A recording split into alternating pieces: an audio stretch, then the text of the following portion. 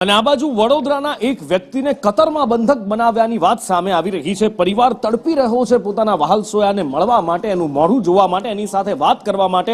પણ એવું કહેવાઈ રહ્યું છે કે અમિત ગુપ્તા નામના એ વ્યક્તિને આર્થિક ગેરરીતિના કેસમાં 80 દિવસથી કતરમાં ગોંધી રાખવામાં આવ્યો છે। અહીંયા એક કંપનીમાં એ જોબ કરતો હતો, વ્હાઇટ કોલર જોબ, અને ખૂબ સારી પોસ્ટ ઉપર અમિત ત્યાં આગળ કામ કરે છે। ઓએનજીસીના નિવૃત્ત ઇજનેરના પુત્ર પણ છે, પણ એમને ગોંધી રાખવામાં આવ્યા છે અને પરિવાર અહીંયા ચિંતામાં છે। છેક પીએમઓ સુધી પરિવાર દ્વારા સંપર્ક કરવામાં આવ્યો છે અને દીકરાની ભાળ મેળવવા, દીકરાના કુશળ એ રીતે છૂટી જાય એના માટે પ્રયત્નો થઈ રહ્યા છે। વડોદરાના એક ઇન્જિનિયરને કતારમાં એરેસ્ટ કરી લેવામાં આવ્યો છે, ધરપકડ કરી લેવામાં આવ્યો છે અને કોટડીમાં ગોંધી રાખવામાં આવ્યો છે અને પરિવાર ચિંતિત છે। ઓએનજીસીના જે નિવૃત્ત ઇન્જિનિયર છે તેમનો પુત્ર છે અમિત ગુપ્તા, તેમના માતા પુષ્પા गुप्ता जो मकरपुरा खाते हाल रहे थे, खूब चिंतित है कारण के तेओ पण सीनियर सिटीजन है।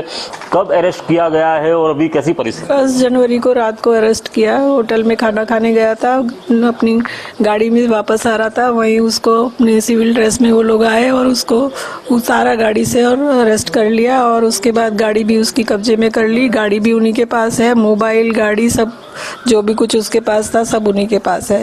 खाते न पीते न सोते, नींद की गोली खा के सोते हैं रात भर।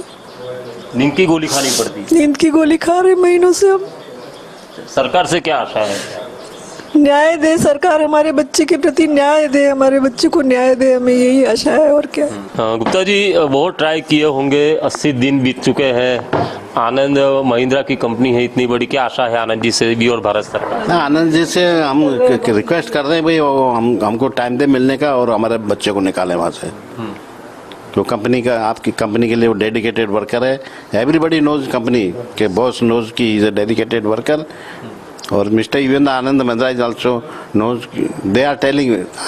તમામ સ્તરે રજૂઆત કરી છે, હજી સુધી ભારત સરકાર સાથે વિદેશ મંત્રાલય સુધી વાતચીત થઈ છે, અન્ય કોઈ એમ્બેસી કે સુધી વાત થઈ શકી નથી। ત્યારે હવે ભારત સરકાર પાસે તો આશા હશે ને હશે જ, પરંતુ ભગવાન પર હવે તેઓ હાલ અહીંયા ભગવાનની આશાએ બેઠા છે કે તેમનો પુત્ર જલ્દી પાછો આવી જાય। કેમેરા પર્સન નિકેશ વોડન સાથે કુણાલ શર્મા, સંદેશ ન્યૂઝ, વડોદરા।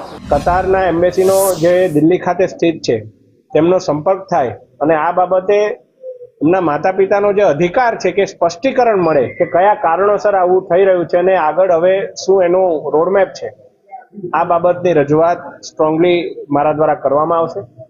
નિશ્ચિતપણે કોઈનું પણ દીકરો હોય અને તેઓને કોઈ પણ કારણ વગર આટલી યાતના ભોગવવી પડતી હોય અને એ પણ દેશથી દૂર વિદેશમાં જ્યારે આ પ્રકારની પરિસ્થિતિ નિર્માણ થતું હોય ત્યારે માતા પિતાની ચિંતા એ સાર્થક છે।